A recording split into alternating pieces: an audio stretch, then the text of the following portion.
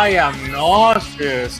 Thank you, Bad Mary, for that too sweet playing. And welcome all you four-color funny book aficionados. This is UHQ for all things comic book related. I am John Rivera, and I'm probably going to throw up at some point in this next 60 minutes, but I'm also as well as the CEO and co-founder of US Comics. And that must make me the COO of US Comics, the co-host of USComicsCAST, the co-founder of the whole damn company, and your favorite Latino heat-swilling hybrid panda being Charlie Boom Boom Rivera. Happy comic book day, Johnny boy. There my pukey friend. There are English teachers who are pulling their hair out at the roots over that run-on sentence. I want to see what the punctuation looks like on that summer bitch, but also as well as happy comic book day to you, sir. Hi, how's it go? I know for me, I had my fat stack of books. I was real happy. And then work was busy as hell. So right up until recording, I just have my little brown bag of comics staring at me, being like, you can't read me. Yo, no, so read me, sucker.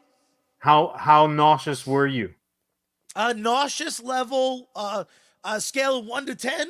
Yeah, sure. A 0.8, which is my day. You just can't give me anything. I'm like, oh, I'm nauseous. I threw up today. I'm totally sick. Charlie's like, I'm also as well as 0.08 nauseous. I'm always a little nauseous, sir. Unbelievable. Just my little Puerto Rican anime mini-me. Some a bitch. But you know what? Plays in line. Yeah, it's true. It's true. Somebody get the TVA up in the summer bitch. Get this alligator the fuck out of here. Anywho. I get to be alligator, John? All right. Yeah. I mean, technically, I'm also alligator John, but you could be crocodile John. I'll take it. Yeah, the narrower nose, and at least you do some world traveling. I'm stuck, here in the States. I mean, Florida is probably like the most exotic place that I can get to, but you get to go Cairo. You get to go all over the world. So be happy. With my luck, I'll wind up in Long Island. Those poor shark bastards. No crocodiles on Long Island. Son of a bitch. Not yet. Anywho. So I was effectively nauseous. We today was rub my belly. Maybe I should have some saltines and water type of day.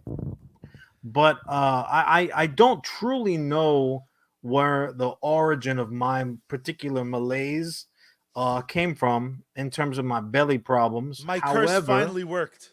Yeah, well, I just have that 1/6 scale John action figure, just being like, nauseous belly. You and Joe Boo can go fucking take a walk in crocodile infested waters and go say hello to your little crocodile buddies. But what I was trying to damn get to, my nausea would probably still have been inevitable if you caught up on the probably more frequent now than ever before the confluence of comic book and Hollywood news. Yes. And a lot of people think that these type of events, these stories, that they go by the wayside for the general public, but I'm here to tell you that that's not true. Not only is the general public very much aware, but the government has gone ahead and stuck their long nose into the equation as well. So much so that there are entire departments of the justice system dedicated to it. And if anyone doesn't know, if you haven't been flipping around basic cable channels at night, somewhere between 2 and 4 a.m. in the morning, then you might not know.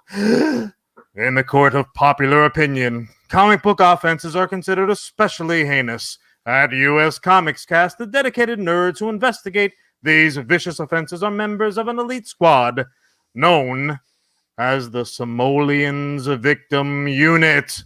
Bum bum. Bum bum bum bum bum.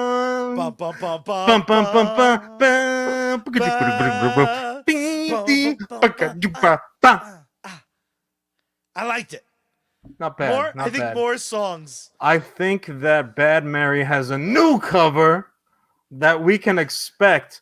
Yeah, so my terrible carbon copy wannabe of Law and Order intro notwithstanding, apologies. Please don't drag us to court for that because it would just be embarrassing. Copyright strike. Um, so I mean, you have to be under a rock to not know that the spider is taking the mouse to court.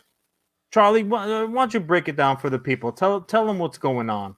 So, I never thought I'd see it. I never thought I'd see someone once again try to go one on one with the mouse that lives in a castle. But Scarlett Johansson and her representatives are suing Disney because she was promised a theatrical release. More importantly, she was promised points on said release. So when this hybrid presentation of Black Widow's solo outing came out, Yeah. I was very, very happy that for the low, low price of John's $30, we were able to watch what I thought was a perfectly acceptable movie. We really enjoyed it. We discussed last week. But 2 Scarlett weeks ago. said 2 weeks ago. 2 weeks ago, sorry. But Scarlett said, yo, yo, yo, where's my fat movie check? And much like before her Jay and Silent Bob had to go to Hollywood, arms are swinging, Yeah. she said, this is bullshit. I would like my movie check. Well, Please here's and the thank you. thing, and you did an impressive job summarizing the going ons, and much like anything else, there are always two sides to any story. What's interesting to me, as kind of an amateur sociologist, uh, people like rush to pick a side It's so before fucking weird. before most of these people, and I'm gonna generalize just mainly because it's easier and I And fun. don't feel well and I don't really have to worry about tiptoeing around right now. If I offend anybody, I'm just gonna blame it on my upset tum tum. So forgive me in advance if it sounds like I'm talking about you. I got Any one of of my these for them, though. topics. That's what I think. Oh, look at that little guy. So people just like immediately leapt to their opinions as if anybody asked for their opinion. Or Do they B, think like a judge was like, let me check Twitter? I mean, Oh, maybe decision at made. some point in their degraded, broken down, ridiculous brains, maybe they did think, you know what? I've got a voice. Listen to me right now. Anyways, people jumped to opinions, and when I say people, I'm talking about me also. Like, I do want that to be on record. Uh, I immediately jumped to an opinion. I'm gonna leave original John Earth 217 version's opinion off to the side because it's kind of irrelevant, quite frankly. What I really found interesting was looking at both sides of the debate, as it were. So I'm just gonna put it out there, and Charlie, you can feel free to interject with any like little Absolutely. details, or if you want to modify anything that I'm saying. The short version is simply that Scarlett Johansson, who has been in a Put some respect on that decade, name, though. a Her decade, her full name is Scarlett Johansson. her Johansons have been in like basically every damn Marvel outing for like the last decade. So just the sheer nature of her longevity is impressive. And yeah, she peppered in a couple of like art housey type movies. So good for her and her career. But she's been in 9 movies, I want to say, maybe 9 Marvel flicks at Sounds this right. point. And she finally got her comeuppance. I'll leave it at that. You guys can make your jokes in your mind, you sick bastards. She finally got her due with a solo outing. And for years and years, not just the Marvel fans, but even people who are like, hey, girl power, who maybe haven't seen many of the, if not all of the Marvel flicks, worth saying, hey, where's our girl movie? And apparently this was always in the works. Now, I was actually one of those girly voices saying, where's her fucking movie? I at least had the thought, are we at least gonna get like a Born Identity duo, like a team up movie with one of the guys from the Bourne movies, and her? Like, are we not gonna get a Hawkeye, That would have a been Black fucking. Widow? I mean, Oh, I honestly, thought you meant literally. Like well, if fucking Matt Damon shows up, he's like, if I Matt pretended I was. Damon showed up in that flick, that would have just been mwah. Anywho, so that movie didn't happen, but that's where I thought we were gonna get it. And it wasn't until we actually got the Black movie standalone outing after her, spoiler alert, after her death in the Avengers Endgame flick. Then I sat back and I thought, oh, well, you know what? That does make sense. However, the delay between the ending of her, like the wrapping up of her solo outing, and the release of her outing coincided exclusively with COVID. So it was COVID that took the flick, put it back in the can, and stuck it up on the shelf. And they're like, we'll wait, we'll wait, we'll wait.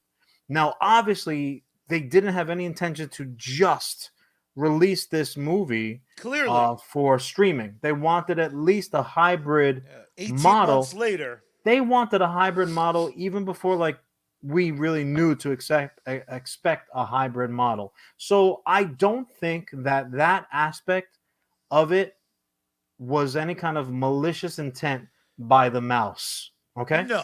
On The the same mouse wanted token, as much money as it could get. but Which would anybody have who's been ever made a theatrical. movie, including me running around in the backyard with a little handheld, everyone wants to make the most money. If something's worth doing, it's worth doing for money. This is America. Grow the fuck up. So that being said, right? So Disney has a game plan, which Yeah. makes sense.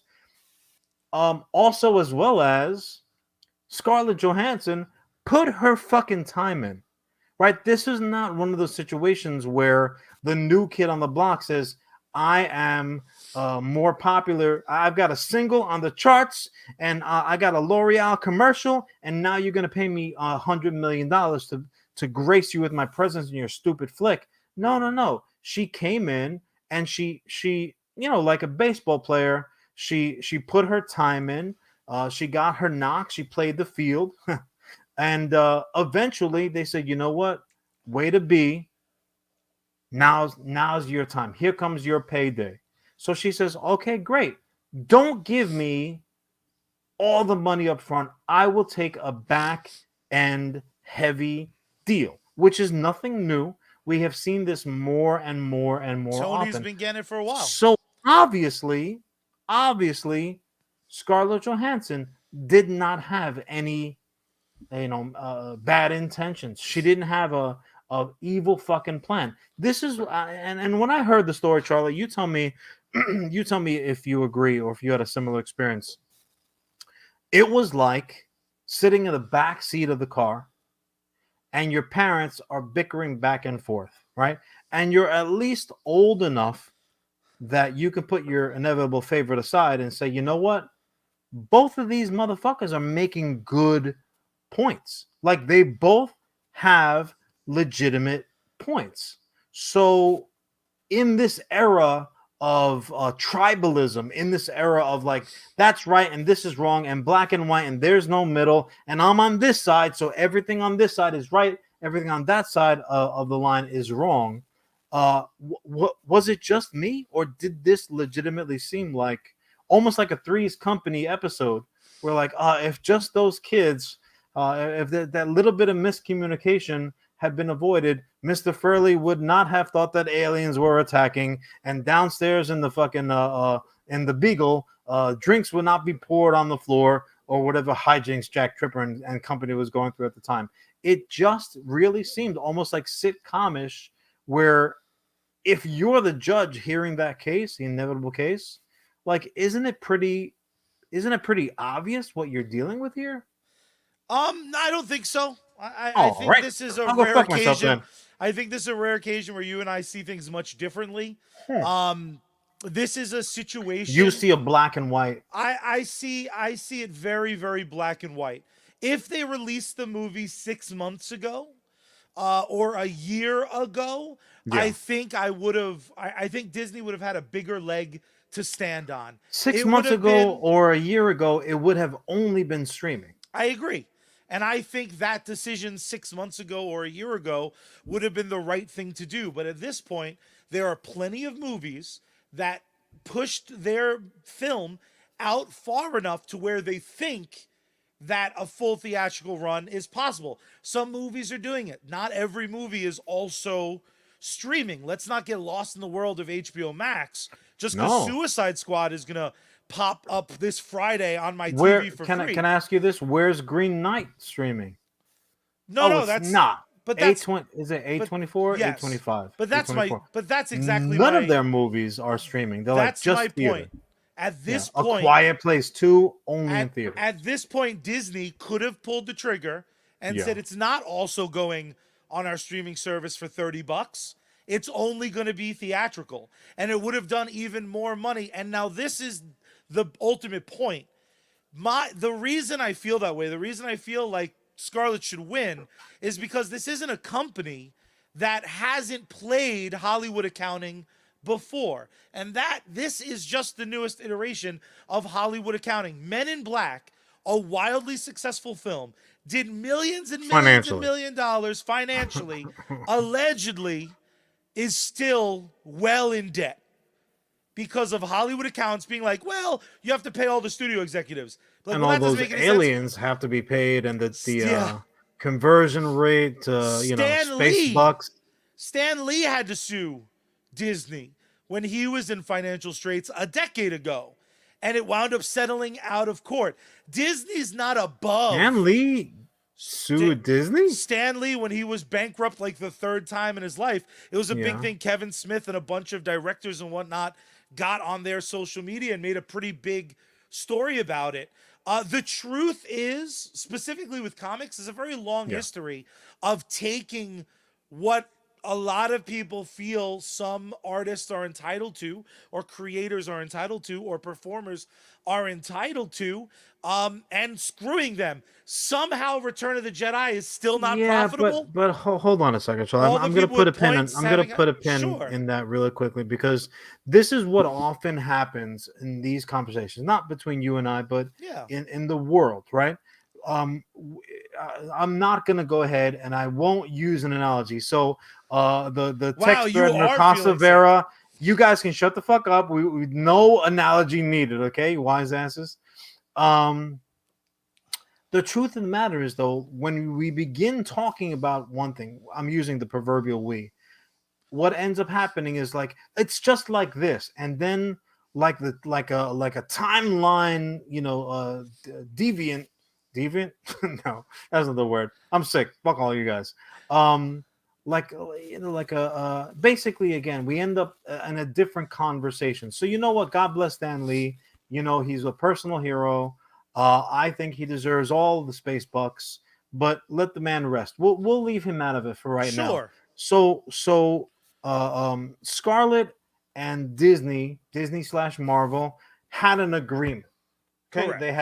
they write it on paper. Your lawyers look at it. My lawyers look at it. Let's sign on the dotted line. Okay, obviously there's going to be a mantle handover. I took the vest. So we'll get it back. We'll figure that out. But I'm dead now. So get me paid on my way out the door. Give me my golden parachute. It's been a pleasure working with you. Avenge me, Hemp Knight. Okay, so they plan to pay her big time on the way out the door, and it's written down. But what's Now, important to know? hold on, let me just finish. So the circumstances of that contract, because when they signed that contract, COVID was not a whisper on Batman's breath. Okay, COVID wasn't a factor, so of course it was going to be a theatrical release at some point. Now this is the stuff that we just don't know about, because if you're making a case, whether it's going to be argued behind closed doors or the court of public opinion, which it kind of is now, and that's the fucked up part. As we start running out of time, the truth of the matter is when they get in front of a decision maker, a judge, whoever, they're going to say, look, here's the contract.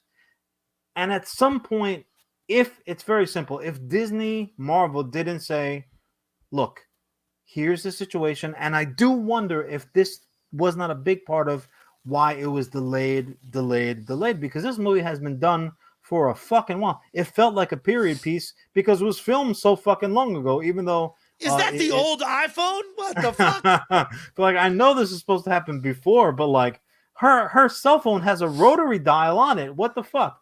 So it kept on getting pushed and kept on getting pushed, and my mind went to, well, that makes sense. If their contract, if their deal was just for a theatrical release, they can't do it for streaming as much as they would like to. So my mind says, so you're telling me at no point when the schedule changed, when the game plan was adjusted, when they erased the whiteboard in the big mouse's office, and they said, all right, this is what we're going to do: hybrid release, streaming, and in theaters. Now that theaters are a thing again. Okay, great. Nobody picked up the phone. Nobody wrote a letter. Like that it just doesn't seem feasible. But it's what big companies do. The two important things, except that they don't though. They don't do that. That's not true. It's breach of contract. There would be no conversation. The two important things in the contract is she was promised points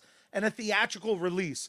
That language was there to avoid an at-home release, which would have been no, it wasn't though, Charlie, because when they wrote the contract, an at-home release wasn't on the table to anybody. No, that's not true. Home release. It is true. John, what are you talking about? Bloodsport 9 is Charlie. This is not Bloodsport 9. This is an Avengers spin-off. You think that they thought maybe it'll be like Aladdin 2 release on a VCR? The articles I read stated that what she's suing is that she was promised a theatrical release, not just that it got less. You can't just shake your head. No, it's the same thing that I'm talking to my peanut gallery over here. It's the same thing that happened when streaming became popular. A lot of artists at first weren't paid because Warner Brothers was like, you don't get money for being on Netflix. You got money for the TV show, the reruns, and you got money for DVDs. Blu-rays are different. Companies have always tried to fuck people. I don't think that that's the case. I don't believe that that's the case. Now, what's every article I read specified it was for a theatrical release, and this hybrid release wasn't invented until COVID. I'm gonna name drop, okay? Because the article that I'm referring to is in the Hollywood Reporter, and it indicates there that there was not a hybrid contract in place. Agreed. At the time of her signing. Agreed. So my point is this: if they didn't go to her, and I don't know what happened, but if they didn't go to her and say, okay, we have to change it up right now. We're gonna do it. We've been sitting on this movie for so long. We're gonna have to do something different. Let's work this out. If they didn't do that before the case, then there's no conversation to be had. She's then entitled to every tittle and jot in her contract. Now, you do have to estimate, okay, well, if the viewership was this, then you do have to work out like some kind of Rick Sanchez mathematical equation, say, if it had just been a theatrical release, this is how much it would have made, ergo, this is how much you owe her. But that's still an estimation. And the worst part about it is that it's ugly. It's fucking ugly. You know what I find they are having this. My last thought, and then I'll let you wrap it up. What's ugly about it is that they're having this in public. You're telling me that this couldn't be had behind closed doors? She's a performer that is out of your cinematic universe. You're not going to work with her again in this particular capacity. Any dreams of flashback movies, like that's just not going to happen at this point. You're burning a bridge both ways. That's a bridge being burned. They talking shit about her. She didn't care about COVID. And like that's character assassination. Yep. But on the same token, like, yo, if you're gonna like, you go to them. Don't go straight to court. Like, come to my house. Let's sit down in the living room. So, And you know to me, again, what's my interesting? jury's out. I'll throw it to you. Yeah, Wrap what's up. very very interesting to me as we wrap it up, as the kids say, is it's also the way that she happened to sue. It's like Scarlett Johansson's LLC is suing the fuck out of Disney. What's interesting though is Emma Stone is also suing Disney. Same thing, because her movie didn't get a theatrical run and she was promised it, which is insane. So Emma Stone for the I almost said Little Mermaid, but for the 101 Dalmatian spinoff, she said the same shit. She was promised a theatrical release, but the difference is her people, Emma Stone's people, sued kind of independently of Emma, like on her behalf. So that wasn't nearly as much in the news cycle, but it's the same exact problem, right? Because Cruella would have, by all accounts, made all the fucking money. It would have made solid money. Like our peanut gallery, like our boy Ellis said, you know, Scarlett was trying to cash out. Emma had the ability to do it a little bit quieter by virtue of how her kind of business is set up, and we know there's gonna be a sequel. The despite way that. the way that I saw it is like she's kind of like she's watching the going ons from the from on deck. You know, she's swinging the bat. She's seeing how they're gonna pitch Scarlett and what she can now reasonably expect. But all I got to say is this: I mean, obviously we'll keep an eye on it. It is interesting. Only in the sense of like who's right, the alligator or the crocodile. But at the end of the day, these are movies that are supposed to be fun, and they very much have been fun. People can debate about them all day long, but you can't deny they're very insanely popular and they are fun. And this is just like an ugly. This is like a bruise, right? All I know a is beautiful apple somebody dropped yeah. on the floor. All I know is I'm seeing some new Star Wars merchandise behind you, which leads me to believe that maybe our comment section was right, and maybe Disney's sending you some free swag bags. So I don't know if I could trust you.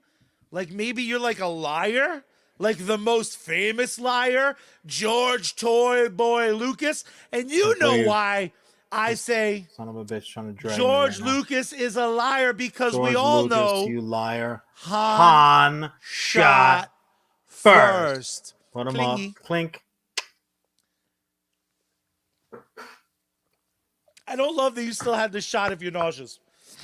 That makes me very, very, very nervous myself. I gotta tell you, sometimes you gotta do what you got to do. Son. That's a fact. My dear brother, start my time, because good times are ahead. No more lawsuit talk. I want to talk about my happy times. Do it. For the better part of a year and a half, while the 18 months of COVID were ruining lives, starting debates and fights among family, there was a secret monster hiding in plain sight, ruining my pull list, and that was fucking Superman comics. Because oof magoof, are we coming off of a bad time in mainstream comic books? For every last Ronin, there's been a nearly unreadable detective or X-Men. My friend who used to have $170 worth of pulled books told me the other day his last order took 2 months to pull, and it was $22. That's how little he's now reading. And we were having the conversation, and we both do the same psychotic thing, is when something new starts, we go, okay, I'm going to try it. And finally, I'd buy that for $1. I am happy to report the red S with the yellow field. It's back in prominence in my least expected way. And that is Jonathan Samuel Kent, the new Superman for a new age, in his book, Superman, the Son of Kal-El. Don't you just feel dirty saying that out loud? I do, because I have now on this show, I had to look back at some of our previous topics. And the last time I talked about Superboy is when I thought they ruined poor Jonathan Kent when they aged him up. because they had no faith in the character. A character that was in a book that was constantly one of my top 10 every month. The worst issue of Super Sons, which features a character that myself and most of the DC Comics reading community, Damian Wayans, fucking sucks. He is one of the worst characters of all time. You know what? You have to be very careful, though, generalizing that way, because as everyone knows, if a Robin isn't popular, if a Robin doesn't maintain at least a 50% rating amongst the fans, they will kill him. I have to be honest. They'll bring him back, I'm somehow, shocked. shockingly. I'm but, shocked we're not up to Red Hood 4. Because killing not Robins only, is like should be its own fucking title. It should be like an ongoing. That's the new girlfriend in a fridge, is killing a Robin. Because if they put up a poll, people would kill poor Robin every time. Damian Wayans fucking stinks. Except he's not a Wayans brother. Damian Wayne. Oh, this kid. I was reading a much different book. Unbelievable. Is he on In Living Color also? He is. He's not very funny though. In fact, he's the goddamn worst. He's Homie the Clown's sidekick. Oh, actually, now you have me back in.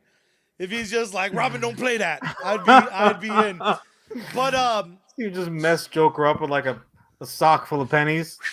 It can happen. So what's amazing about specifically this first issue, and I encourage everyone to go read it. Very slight spoilers ahead. I'll avoid the crux of the story, and really the story is just an introduction. It's kind of catching everyone up to speed, because Jonathan Kent has a very interesting history. Jonathan happened kind of at the tail end of the New 52 with the original Superman, who was put in a bottle city where he didn't have powers, so him and Lois made a baby. The New 52 is John Lane Kent. You want to make the distinctions. Well, he kind of becomes Jonathan. It's weird. So what happens is the bottle cities are then forced to fight in Convergence, and in Convergence he fights Flashpoint World, DC. And then little Jonathan Samuel Kent winds up being brought into the world by Bruce Wayne's dad, who was the Batman. Dude, if you told the good people that he was brought by a Kryptonian stork because Clark and Lois really loved each other, that would have made more sense, been more believable, and probably more profitable than I believe it. Lunacy that you strung together. But nonetheless, what happens is New 52 Superman dies. Old Superman takes his place, and then Mr. Mxyzptlk shows up as Clark Kent, but he's really Mxyzptlk. And then it turns out Superman doesn't have all of his oofa. So then the New 52 Lois and Lana give him his strumpf back, and now Superman's Superman. And his son is like chilling, and he's like, yo, check out how good my book is. Am I going to be a Teen Titan? I guess not, because now I'm fucking 30. So when they aged him up, they then, 7 months later, are doing this kind of future state event. Yeah, you're going to need that. And what's really, really great is this first issue, Superman, son of Kal-El, dropped, and they somehow managed to bring the Superman character, even though it's not Clark, back to a version I love. To me, Superman is fucking Superman. It's why when Max Landis on his YouTube channel kind of finishes his Kryptonian epic, that Superman doesn't resemble my Superman. Smallville Superman doesn't resemble my Superman.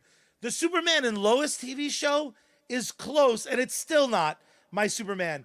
Chris Reeve. He's closer. Certainly. He's certainly closer than Cavill Superman. Absolutely. To me, Chris Reeve and the comic book Superman are very one and the same. Maybe the comic book one is a little bit more brawly, but I could take or leave that. Well, to be fair, and you see this happen certainly with the Marvel outings. When the movies are particularly popular, they will shift the source material to resemble more the flick. Because I had '80s bed sheets that were like from the DC comics. That I'm like, this is a drawing of Chris Reeve. You're Yeah. not fooling anybody. They even moved his boots up past his knees, and his It's true. Yeah. belt just kept walking up that belly button. But what's really amazing is this is the first time I can really remember where a version of passing the mantle Yeah. managed to somehow bring about a return to form. You know, you and I have gone on record. We don't really love the mantle toss It's unless it's often done really well. it's often not done well though. That's the issue. And Right? usually when it It is done becomes a well, trope. yeah. And normally when it is done really well, it's someone like Terry McGinnis becoming Batman in Batman Beyond. Only is called Batman. There is nothing like the Batman we know and love that Terry represents. He's not hiding in shadows. No, He's not a detective. He's He not. is a new form. He's basically Tony Soprano if Tony never went to therapy. Exactly right. He's a lot less. Even when Dick Grayson was Batman, at least he like did detective work. That was closer, and that didn't ever sit well with me. So I really, up until now, I couldn't think back to a time where the replacement was even close to as good as the real thing, let alone when it did a better job than that character's done in 6 or 7 years. And ultimately, when reading this comic, that's ultimately what I felt. This sensitive hero who it finally depicts Superman not as this burdened by possibilities guy. That's never been Superman to me. Superman acknowledges the weight on his shoulders. He's fucking Superman. He can kind of do nearly everything. That is a weight on the shoulders. But Homeboy has Except perfect fight magic. I mean, come on, let's not get crazy. Fair enough. Constantine can annoy him, I guess. But he does it with a smile on his face and a proud spine. And in reading it, I couldn't help but feel this, again, for lack of a better term, return to form.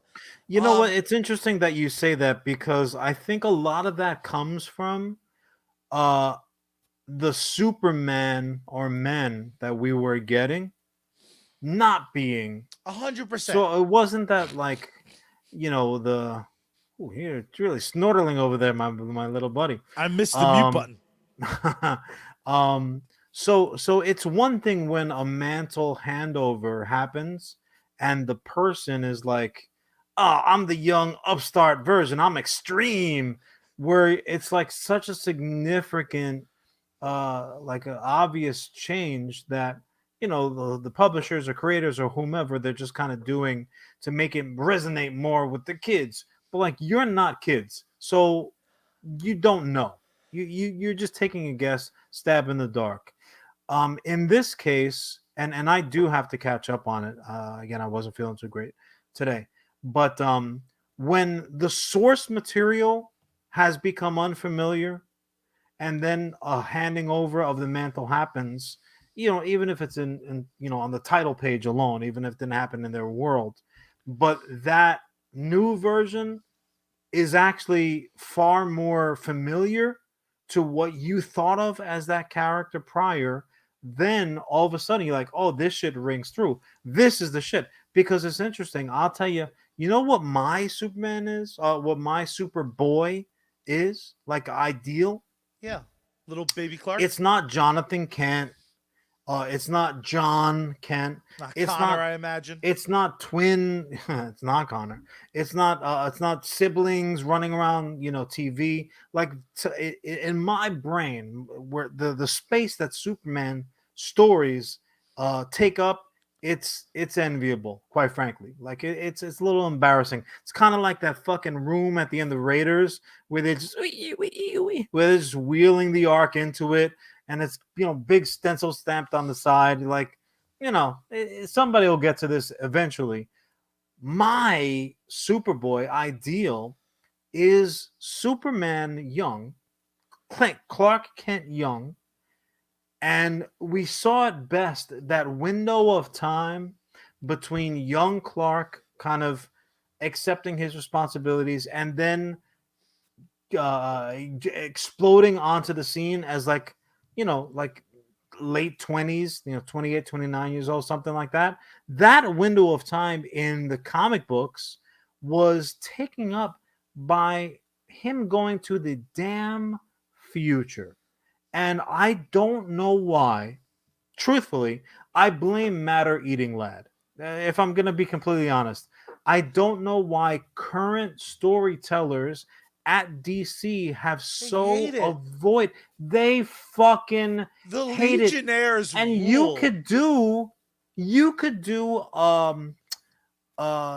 do like almost like, killing a bunch of people at Westworld. You can do some shit. You can change names. You could change backgrounds. You could change costumes. By all means, don't all have them dressed up looking like fucking like what's his face from Futurama, when the Space Force costumes. Like their costumes all look damn identical, even more than the Marvel Cinematic Universe. All their costumes look like they're made by the same little tiny It's the lady same end from game. yeah, it's Invincible. made by Edna at Invincible. Not Invincible, Incredibles. in Incredibles. Incredibles. So Zap Brannigan, thank you, Ellis, with the dynamite drop in. So yeah, I don't know why truly they avoid it. And I'll put the resume on the table. Wapatao, right? And I'll say, even if I'm nauseous to the gills, green in the face, I will write you stories. I will write you Justice Society stories like you don't even fucking know in the future. You know, kind of crazy shit. Also, as God, well it's as in the space, best. it's an entire open roster of Also, characters you can tell stories with, and you're not going to worry about offending. Oh, I've got a Matter Eating Lad life-size statue. Nobody said that ever. You can do whatever the hell you want, and they just don't. you know what's stupid though? That's where you can have Clark be insecure. Of That's where you can course. have Superboy under this, like, the story kind of writes itself of you're gonna be the fucking greatest. By the way, all right, Potsy, Can come with you us. imagine? Can you imagine the Morty version of Clark Kent reading Oh jeez, like he oh sneaks jeez, Saturn a Girl. history book. So he's sitting in the toilet with a double lock on, and they think like he's looking at dirty magazines. No, he's reading like History 101. He's like, oh jeez, oh man, Rick, I do that. Oh boy, So oh, I it's a die robot with a and get a proton in his mullet. chest. Do I have to keep the mullet? Oh, Also, how great the one, and I imagine they probably must have done it. But one thing I love about the Legionnaires is like none of them can fly on their own. They have anti-gravity rings. And the idea of Superboy like just being able to jump tall buildings is so fucking cool. Eventually having some shit goes down, the ring's broken, and the first time he takes flight is like saving fucking the day. there are pre-built moments, but and I do think, like, I kind of answer my own question often, but for whatever reason I feel that they think it's not relatable, so they want to, so it's like they're writing 16-year-old Superman stories for these, hypothetical 16-year-olds that are reading the Superman comics, saying that's accurate. That's exactly how my life is. Like, no, no, it's not. I Little do they guarantee you, it's know, not. there's not one kid reading a comic that's like, I wish these comics were more like my life. None of us did that as kids. None of us as kids wanted to fucking be Kid Robin. As a notorious, like, I'll be Robin, I'll be Nightwing. My Robin and Nightwing was like 18, 19. Like, oh, my Robin was getting his wet. You know what I'm saying? Ugh. I'm just with a booty like Dick's. I'm just saying. I'm just saying. That's the best booty in all the comics. We need a dump button more than any other production that I have ever been a part I'm of. This is sticking to it. unbelievable. Not only do I mean it, I fucking mean it. Oh, I just is there? Can you even think of an example of a time someone took a mantle and you were like, better? It never fucking happens. Well, it's a double-edged sword in Antonio that Banderas as Zorro, I no, guess, because then Zorro was Latin. no, no, not really, because fucking what's his face is such a good actor that he portrayed Latin even better than Desperado himself. What I was gonna say was that the bigger the mantle, the harder the handoff is gonna be. So a lot of times, the standard answer is always going to be, well, there have been so many Robins. Inevitably, one of them has got to take the Yeah. mantle of Batman, right? And then fucking nepotism raises his ugly head again, and odds are it's going to be his own freaky damn kid. But Like the test tube the baby? The one the that they ones grew? that You dick. the If ones I that was work. Dick Grayson, I would literally spend all my comics like this. Fucking Bruce. But he does though. Oh That's yeah. exactly how Nah, which I is don't why think you you need to relate. read. You need to You read some relate, Nightwing's comic. He's busy getting laid and getting paid, baby. dude. Unbelievable.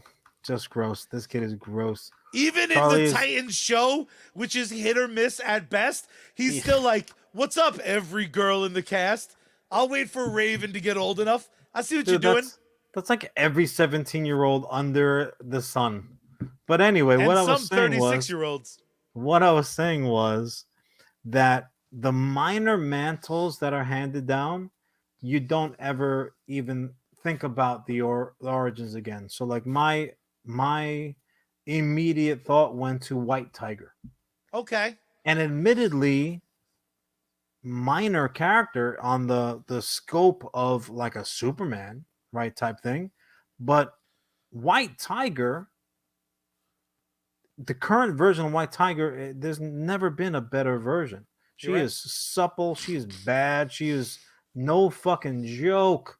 Or to make a little bit more, and we just recently got some casting news, so we're gonna see the dude on the big screen, fucking Blue Beetle, right? So real comic book aficionados can run you down the list of the original Blue Beetle, and this was, he begat this Blue Beetle and blah blah blah. Reyes is the only one that's really on the social conscious right now, and that's the version, the more tech, tech kind of looks like a transformer when he's not rolling on the ground version. Actually kind of does look like one of those bug bots that we were talking about last week. So it's a more like futuristic version of which that we're actually going to be getting, and it's what's his homeboy from Cobra Kai is going to be playing him Which is on the great screen. casting. That's Hopefully he'll have a better fucking script to work with, because as much as I enjoy Cobra Kai, it is written like the writing on Cobra Kai makes the trash on Teen Titans blush. They're like, oof, my goof, that was something else. No Batman. Ellis, Mutt Williams taking the mantle of Dr. Jones away is not part of the conversation. Absolutely no place here. Charlie, put that man on a 30-second timeout. Done. So yeah, I would say that, the smaller the mantle, the easier it is to hand over. And obviously by comparison, it always comes down to DC versus Marvel. Marvel doesn't have quite as many mantles. If you put aside Captain America, and Captain America's been handed off like the baton in a 50 lap race. But Marvel has mantles, but DC is mantle heavy. Yeah. It's just I mean, in your preference, Yeah. if a mantle must be passed down, do you want big differences? Like Blue Beetle is a huge change, kind of Sure. holder to holder. Is that your preference when they do it, or do you even not want to vote on it? You're like, yeah, just don't do it. Make me something new. And again, historically speaking, in the era of the sidekick, it meant that like your sidekick is inevitably going to replace you. The young eventually eat the old, Kid right? Flash, Wonder That's Girl. often how it comes down. But then when we got into that like multiplicity stage where you're like, well, you've got 52 sidekicks and there's only one job opening on the floor as sales manager. So and you're now gonna choose the crazy Catholic. Azrael, There's gonna be come on down. there's gonna be a damn culling. But I mean, just as in storytelling mode, no, you don't want a carbon copy, like a cheap knockoff from Canal Street to be taken Yeah. to Monty. Like, well, Give him some what was the gauntlets. point then? What Make was the him look point? like an image character with sharp hands. I Just hear you. You're a big pouches. Azrael fan. As many pouches on the boot, pouches on like the butt. Like when cargo shorts came out, I was like, oh, I read too many Image comics to know where those cargo shorts were headed. I'm like, yo, eventually there's going to be 52 pockets up and down the sides of those summer bitches, and I was right. See US Comics #1 for Reapers. Very cool. Very cool cargo shorts. I finally got a character. Oh boy, I'm in big trouble. If I could just reach my little pocket pouch sickle. That's right. That I don't think that made the final script, but we can talk after the show. Go read Superman, Son of Kal-El. Again, if you've ever liked Superman, if you want to see what Superman really does, that is certainly my issue of the month. It's a must read. It's a must buy. I'm very excited to see where the run goes. And Damian Wayne is in the issue and fucking tolerable, which is always nice. But John, let's pay some bills. This week and every week would be impossible without people supporting us. And we like to Not impossible, but improbable. Touche. So who's our first sponsor this week, my friend? Well, credit where credit's due. It is none other than the Sarge Funness right here on Facebook Gaming. 2 streams a day. Outstanding gaming content, supporter games, giveaways, contests. Don't be a sucker. Check him out today. Matter of fact, he has a new luscious schedule that he put out. It's got some awesome artwork. I don't know where he could have possibly gotten it from. But do yourself a favor. Throw him a like, a follow. Consider becoming a supporter. If you need to pick me up, though, if your tummy is bothering you like me, go over to sneakenergy.com. Use code SGT at checkout. If you're looking for some fresh new gear, go check out geeksunleash.com. Use code SARGE there. When the Sarge is on deck, you salute. That's right. And my dear brother, even when your little tum-tum is going, I don't want to keep vegetarian stuff in me.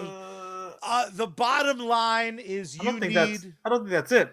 You need a little charge before we get the show going, and that would be impossible without their song, our theme song from the incredible, the wonderful, one of my favorite bands, Bad Mary. You can go to badmary.com right now. You can sign up for their mailing list. You get videos early. You get Q&As. You get hip to when they're going onto social media live. You can follow them on all their social media over on Bad Mary Band. Wherever you social media, they do too. You can support them financially over on patreon.com/Bad Mary. My favorite part is, of course, you should buy their albums, buy their swag, buy the keychains, but you should also listen to them. And they give you all of the damn options on every single streaming service. You can listen to Bad Mary right now. Their entire discography is available when they drop a new single, same day of the YouTube release for the videos. Bam!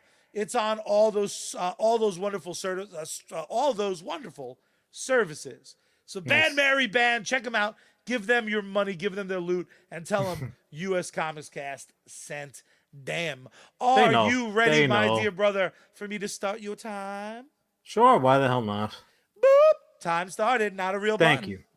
So, again, the news doesn't slow down for anybody. And I'm not talking about Ted Turner's theatrics. I'm not talking about Rupert Murdoch's craziness. I'm not talking about even your daily, nightly 6 o'clock special. I'm talking about the important shit, comic book movie news.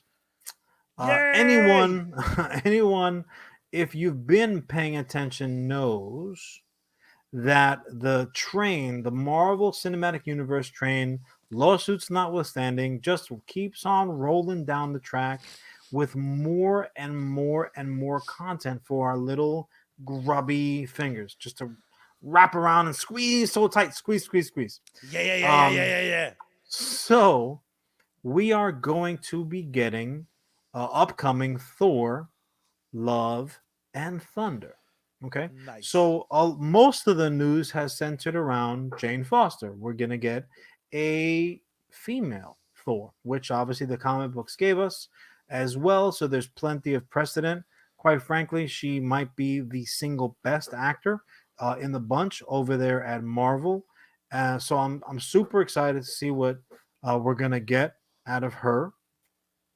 But when you have such big headline grabbing news as a female Thor, when you have Taika Waititi doing his thing all over town, triple kissing like it was going out of style, certain nuggets that might otherwise have caught your attention can slip through the cracks. Uh, Far too many of you, and I am pointing a finger, far too many of you don't know that we are indeed getting the king of the Greek gods.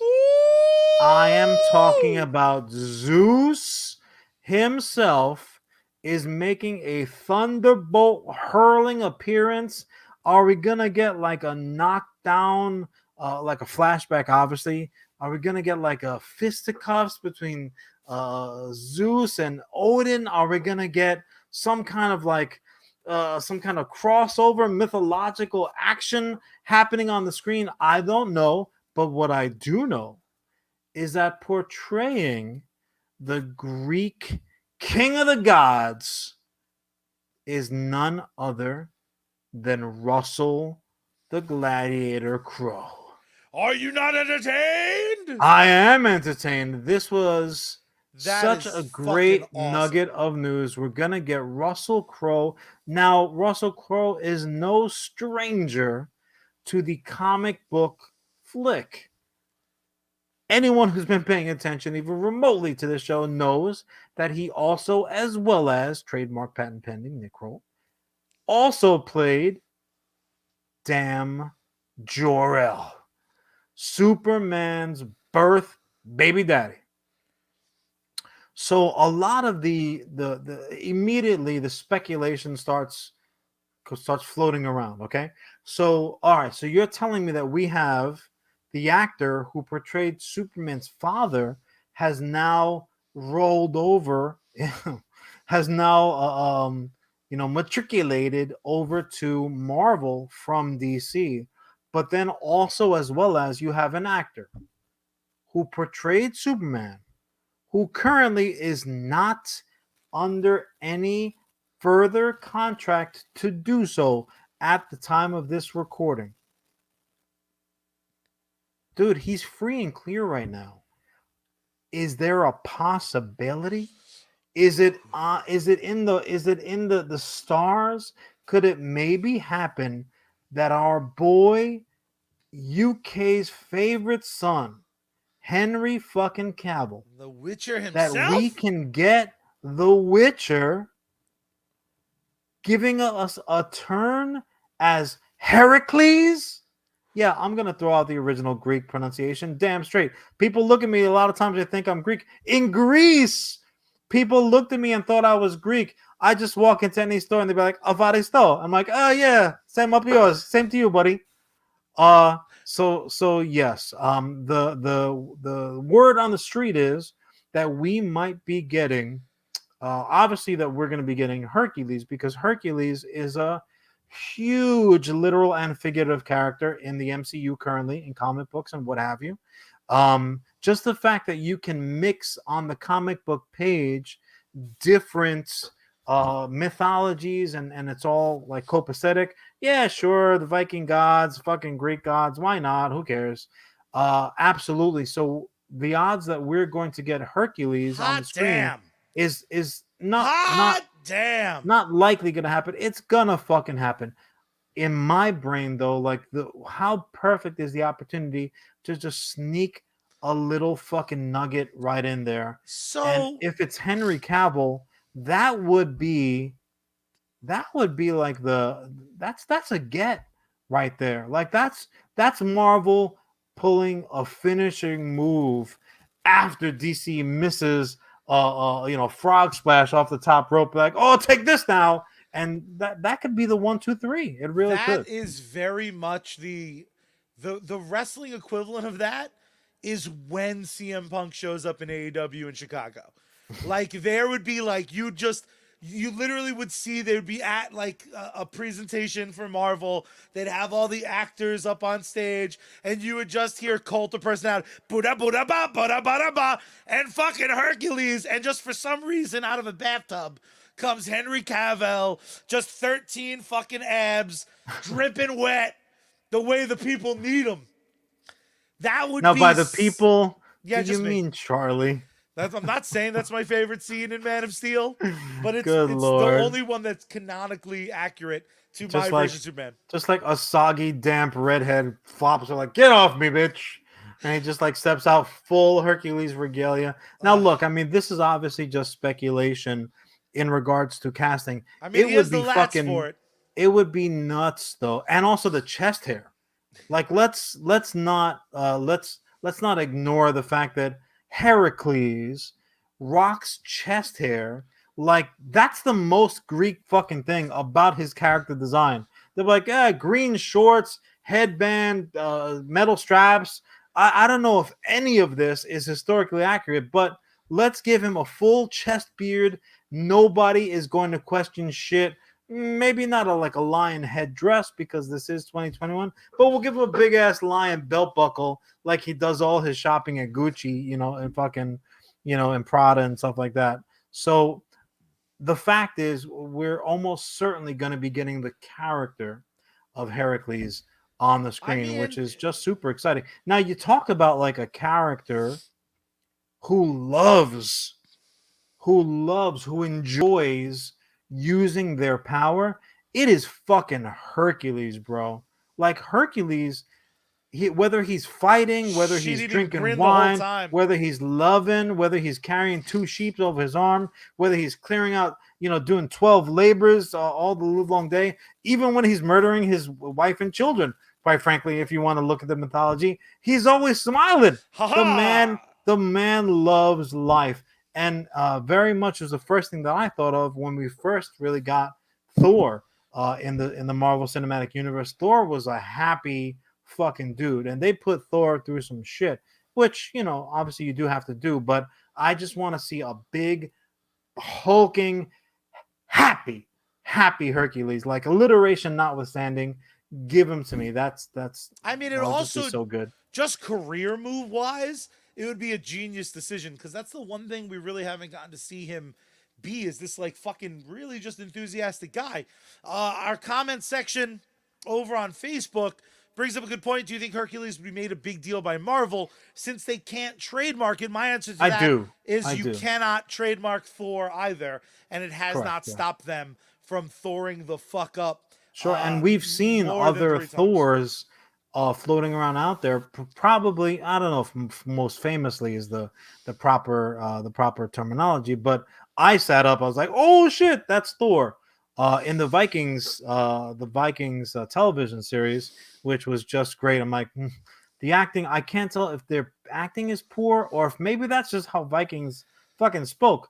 But I only showed up when the Ragnar Lothbrok saga was just like so good, and also there was one of those like, no, this is historically accurate, kind of wink, wink, maybe. Like, yo, but you've got Thor in this motherfucker. You've got Odin walking around like, is it really accurate?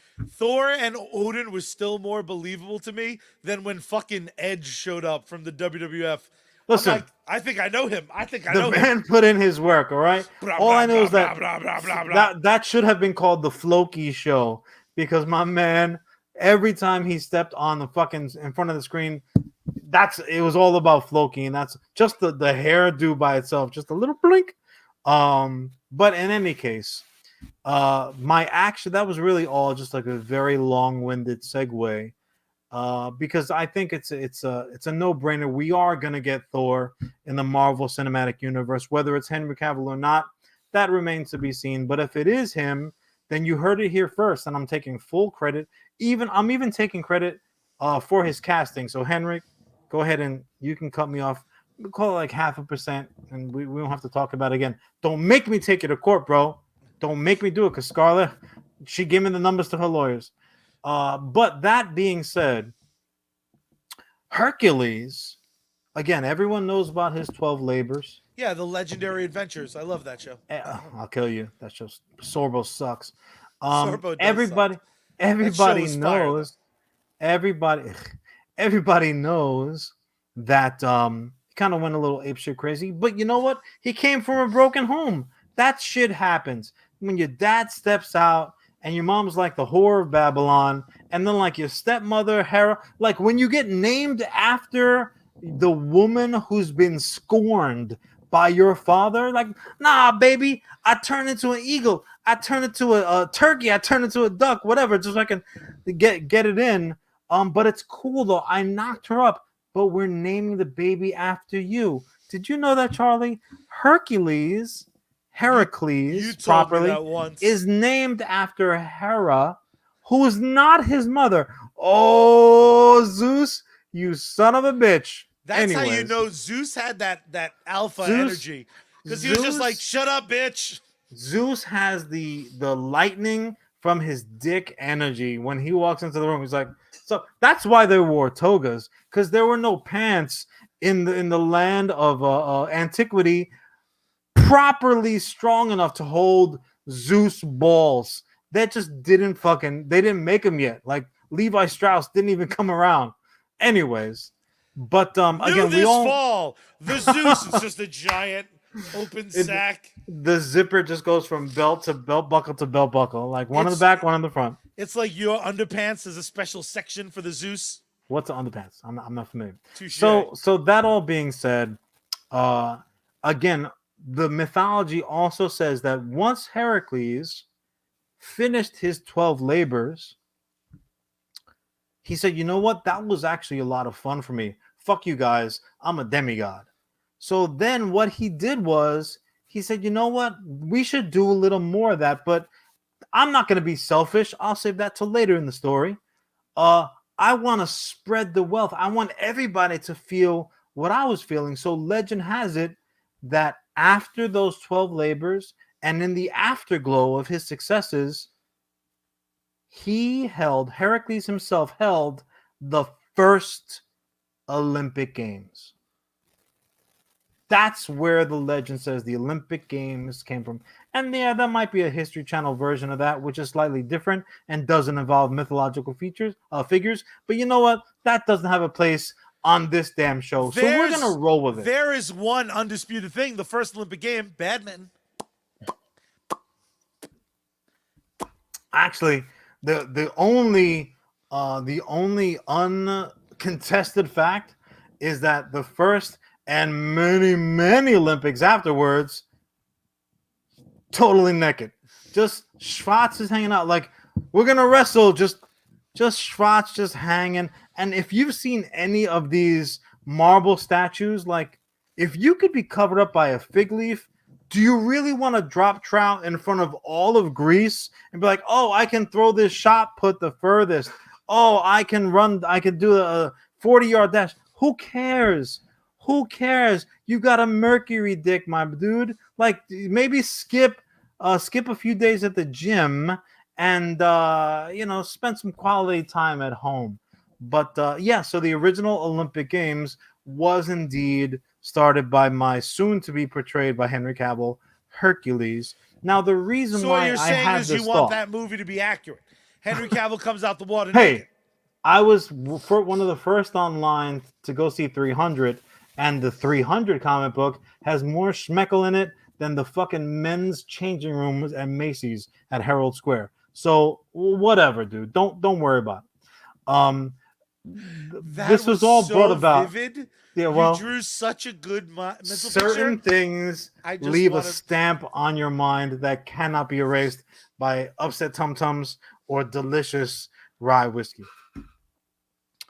The Olympic Games, though, as we all know, are going on as we speak right now overseas. And I know I'm waking up to like, oh, this happened while you were sleeping, and this happened, and that happened. And in this era of instant information. It used to be, I'll throw it back a little bit. So everybody knows, at least who's watching or listening to this show, everybody knows about the Miracle on Ice, right? When the American ice hockey team defeated the seemingly unbeatable Russian squad. Now, we all know the story in general passing. Yeah, in the third period, they came out wearing Mighty Ducks uniforms No, to be the USA Ducks. that's Quack, inaccurate. quack, No, quack, quack. I'm really starting to worry about your education, and I feel like we might have a lot of work to do behind the scenes. But no, what a lot of people don't know is that A, they did not employ the flying V, so Coach Bombay can take a walk, but also as well as they didn't beat Russia in the gold medal game. They beat them in the silver medal game. So they still had to win another game after that, but that's neither here nor I love how there. in the movie versions they're like, yeah, we won. They're like also as well, like the credits are rolling. They're like, oh yeah, they also won the next game. Oh, gold medals. So a lot of stories though have been coming out. Now, Charlie and I, we talk about almost everything comic book related, most things like pop culture related, and some things plant-based food related. But other topics kind of go by the wayside. Charlie and I have not in real life IRL had many Olympic topic conversations, and there have been a lot. So Charlie, I'm gonna start bouncing shit off of you like you were the wall and I was playing handball. So I'm gonna leave names out of it for fear of mispronouncing things and what have you. But are you familiar, obviously, with we'll start with the headline grabber. So Biles took herself out of the competition. Now she did, at the time of this recording, she did participate in a ladder event in which she medaled. She took a bronze, but that was like a solo event.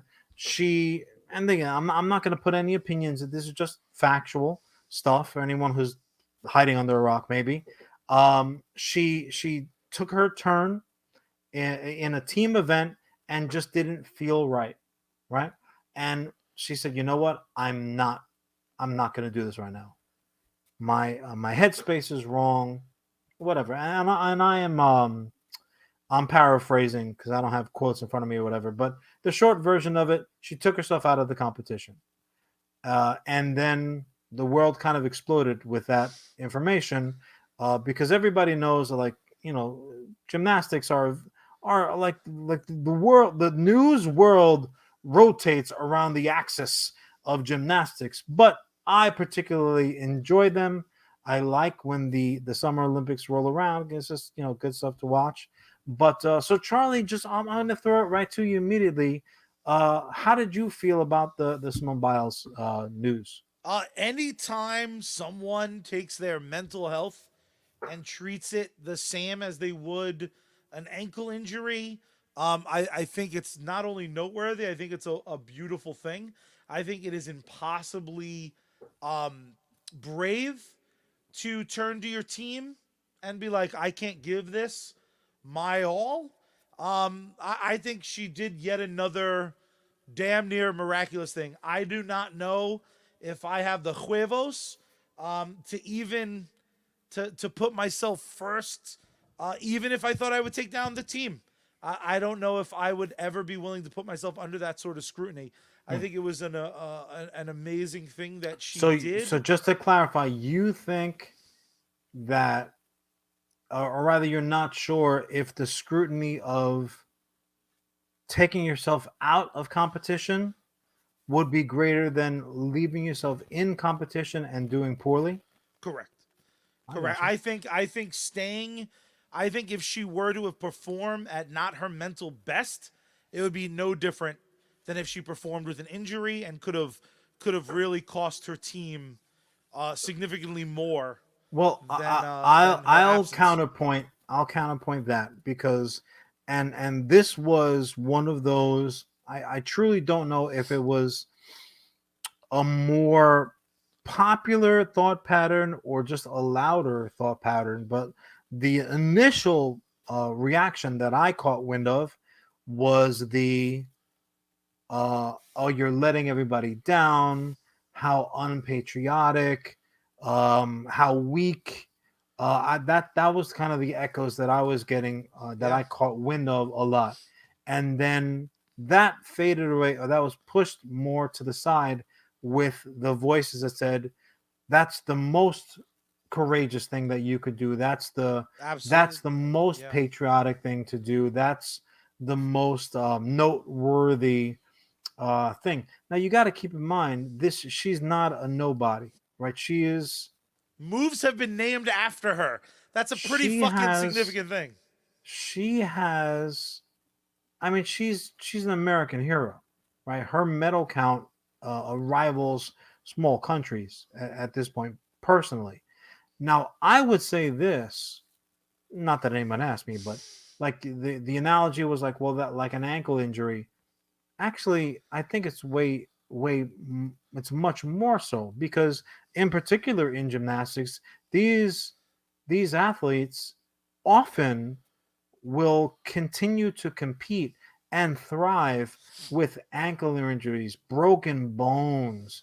She won multiple gold medals with broken toes. Never mind the fact that she's a sexual assault survivor. Like, and it's ridiculous to say it out loud.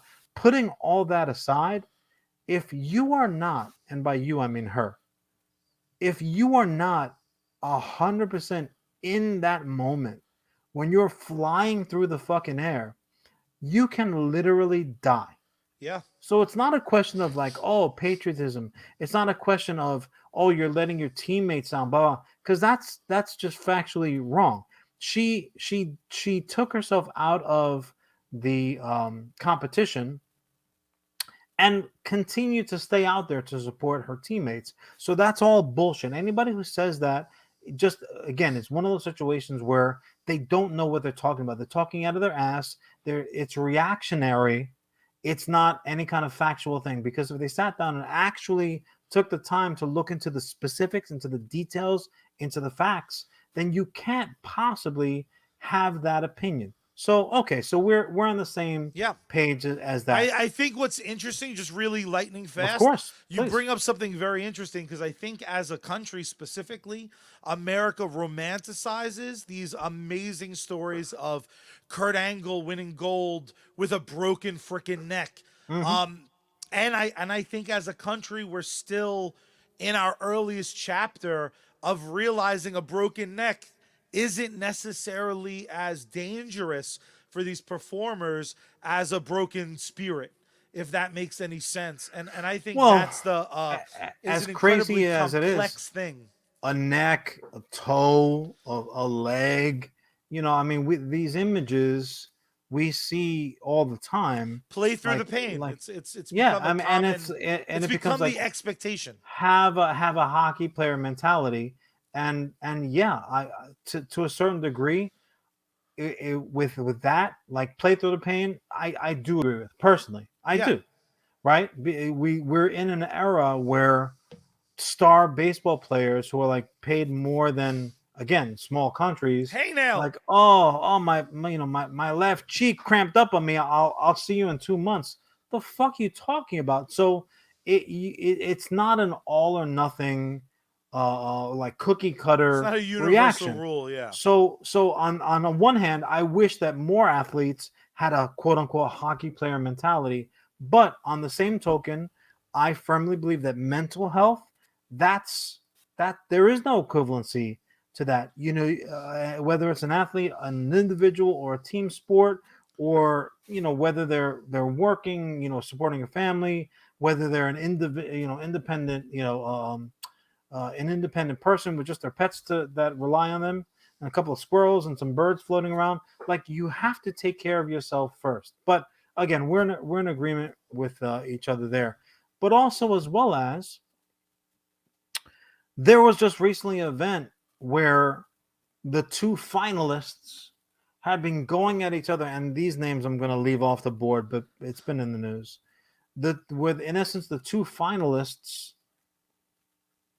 it was going on. The competition had been going on for so long, and the exhaustion had set in so greatly. Like, nobody could jump, nobody could do dick, and they just kind of put their heads together, almost like two fantasy football finalists said, you know what, fuck it. Well, whoever Split the wins, pot. we're gonna split the pot. These guys, I don't wanna bury the lead, but I'm gonna say it. These motherfuckers agreed to, like, you know what?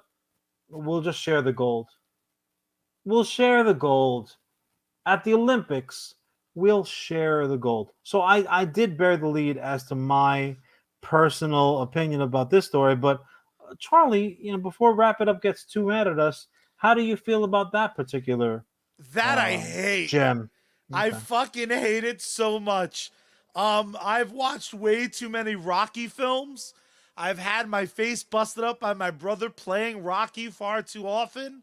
I All need a right. winner and I need a loser. Nothing will ever make me more mad than when Bray Wyatt and Seth Rollins had a Hell in a Cell match that ended with a DQ finish. No, It's thank you. Charlie's superpower is not to fly. It's not to run through walls. It's not even math. It is to take any story under the sun and somehow relay it back to Men in Tights wrestling. It's So true. I'm going to give it the old college try. So again, this was the high jump. It happened on day 9 of the Tokyo Olympics. Gianmarco Tamberi of Italy, and he's sharing the gold, or having the gold shared with him, by Muta Essa Barshem of Qatar. And this again was for the high jump. Now, just so that we don't get too far away from facts and we're operating on just opinion, because I don't particularly like that, these guys go back a ways. And there are other factors. Okay. It's not just a question of like, well, there's got to be a winner and there's got to be a loser, because that's a very simplistic way to look at it. Because I'm mostly, a simple man. not, we all know this. Not every category of the Olympics is like basketball, where we have NBA players at this point almost on every team.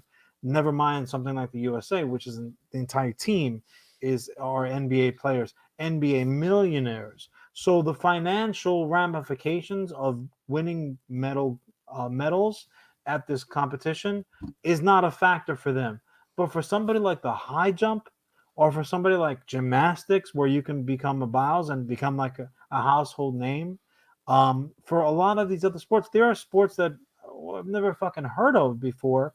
Them winning a gold means a financial windfall for them in that small window of time, in the afterglow immediately afterwards. So that's one of those things that I had to take into account after my initial flare up of opinion. And I said, well, you know what? These two are like, they're rivals. Yeah, but you know how it is in an Olympic sport. You know these people for years and years and years. They're legitimate friends. Never mind the fact that one's from Italy and one's from Qatar. Like that should be a fucking Coca-Cola commercial. Um, I like to give the world a Coke. Anyways, enough singing for that. So they did agree to the tie, ultimately. But you know what? Taking all of that into account, the fact of like, well, it means money for them, this, that, and the other thing, I almost would have been more okay with it if they said, look, we're done. Like, we're exhausted. Also, as well as the high jump is a fucking dangerous thing to do. So, like, I sent you a video of a guy poked himself in the Jimmy Johnson. that's true. That's dangerous just to watch. So, like the option of like, okay, well, we'll have you back the next day. Similar as like, well, if it's an outdoor sprint and it starts raining, what do you do? If you're a Met fucking fan, you got a double header the next day, motherfucker. You do what you got to do. But taking all that into account and taking into account, well, it means money in their pocket and like the situations might be different. Blah blah blah. They agree to the tie. Okay, you You got both three you want silver to tie. medalists. You know what? No, you tie. The two of you tie for silver. There's 2 silvers and 1 bronze. Nobody gets the gold. And if you're okay with that, then all right, then we'll leave it alone. But you can't both be like, You're we're not both both the the best. best. Like now here's the thing. There's my variant coming through. We talked about Hercules, potentially maybe starting the Olympics, holding the first one. Um, dude, it Hands off, wasn't. boys. We're wrestling. Get out the figure lifts. It wasn't until early 1900s that the entire concept of three medalists even came about. It used to be like if you have a particular sport, everybody competes, and if you're the big winner, you get a silver medal. Silver medal means first place, and you get an ivy wreath around your head. And everybody else gets like fucking bronze Mer. or copper, like participation medals. There was no 1, 2, and 3 as early as the early 1900s. There was first place, the winner, and everybody else who you beat. Now you have this celebration of like first, second, and third, which frankly, it's one of those things where like if you just that's all I knew. I knew that's all I knew was the idea of like, well, this first, second, and third. If you're not first, you're last. Fucking Ricky Bobby was right. It turns out, but yeah, that turns out to be the case. So all right, so we're in agreement there as well. No, Here's no another gold medal for them. Well, again, they have their reasons, but I don't love it. One more thing, real quick. Reason that's also bullshit, if you and I were like, these guys are going to come in first and second, and we're like, well, we're brothers and we love each other, so we're both going to be gold. Versus if it was like me versus some jabron fucking I hated, I'd be like, I'm not sharing gold with Pete. Fuck Pete. Well, I have a beef with Peter Parker. So I also call shenanigans on their little fucking friendship. I wouldn't even let you win in wiffle ball in the backyard. I know. When for 8 innings, for 8 2/3 innings, I had the thought, I'm like, you know what? Let me throw this kid a win. He could put one in the column. I'm like, nope. Sorry. I beat you one time at war, and it is the greatest moment of my life still. I must have been sicker than I am right now. Last story. Fun fact, I used suicide bombers. I strapped bombs to my boys. They attacked your walls. Terrorist motherfucker. Charlie's like, well, my guy's going to die anyway. May as well go for the glory of Charlie-topia. So the last one that I'll throw, and then we can wrap it up because we're in overtime now. We're not going to agree to share the gold. We're going to still finish. So if you look at the leaderboard right now, and this is a story that literally just came to me this morning. If you look at the leaderboard right now, the time of this recording, in essence, they say, well, the USA, again, American number one, right? US Comics. US is the medal leader. We've won more medals than anybody else. And the graphs have it like USA on top of the pile. But the fact of the matter is, Charlie, China has more gold medals than us. So we just finished having the conversation of like, no, you participate in the sport, the competition to win a gold fucking medal. So whether it's, I don't think that it's an intentional thing by the American media to be like, we need to spin this, because that's always how they report kind of the standings, as it were, of the medalists. Yeah, it's also bullshit in the Olympics. But right now, we don't have the most gold medals. We just have the most medals. So I'm gonna throw it to you again. I don't want to muddy the waters with my opinion. Like, what are your thoughts on that quickly as we wrap up? It's very fucking simple to me. If you want to equate all medals, I don't think you should. I think first place or nothing, second place and third place are for the history books. And I love stats. I don't give a fuck who was the NL East champion in 2019. I don't give a fuck. I only care who the fucking winners are, not the almost winners, as shit as that may sound. I don't want to give out points. It's not like gold is worth 3 points.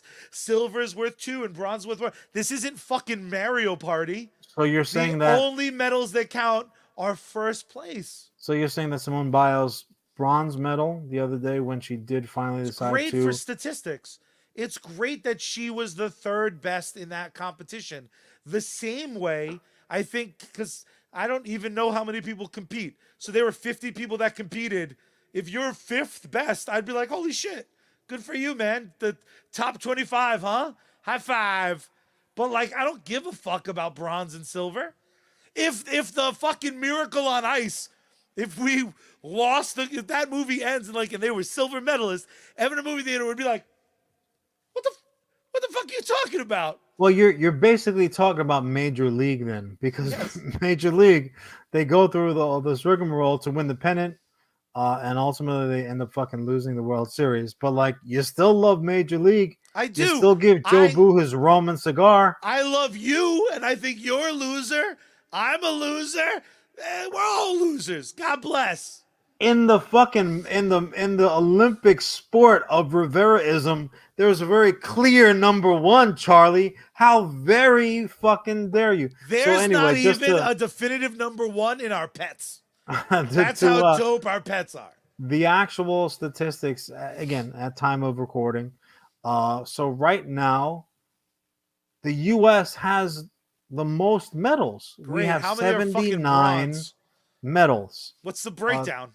We have 25 of those 79 are gold. Not a lot. China has 70 medals, but 32 of them are gold. So they're better than us. They're better, worse. That's terminology that doesn't really have a place in the competition. But they are more winners than us. They are winning the Olympics. Yeah, that's like the only way that I would look at it. Honestly, I think the Olympics, the final ceremony, should be the country with the most golds gets like a dope medal.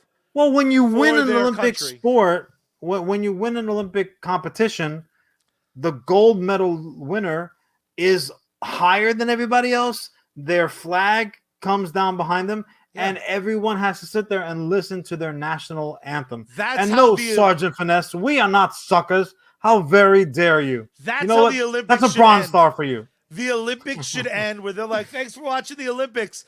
33% less than ever before, and a giant fucking flag from the best country, per the Olympic gold medal winners, should unravel across the whole field, and then a bunch of little flags for everybody else. You know what's really funny is because regardless of who ends up with the most gold medals or total medals, or how you want to go ahead and figure out like, oh, well, who won the Olympics? The fact of the matter is that Charlie's giant flags are going to be manufactured in China. So regardless, China is going to win the Olympics. But I think that's the perfect place to wrap it up. So Charlie, take us home, Country Road. My dear, beautiful people, I love you all. Thank you for joining us. Thank you for commenting. Thank you for liking. Thank you for subscribing. Make sure you follow us on all social media at US Comics HQ. Make sure you're following us on YouTube and subscribe there. Our link tree is on all of our profile pages. But most importantly, we want to send you out with some tunage, and there is only one way that we do it. And John, why don't you finish this up, my little sick boy, and tell him how we do the thing we do? First, you got to go to the bathroom, and you got to flip the toilet seat up. Then you got to hold your stomach tight and throw up into the... Oh, no, not that one. The other one. Oh, my bad. First, you got to turn the power on. Then you got to turn the volume up. Then you got to tune Bad Mary in. Open up the window wide and scream out into the night sky. Save me, space girl. Oh, we out.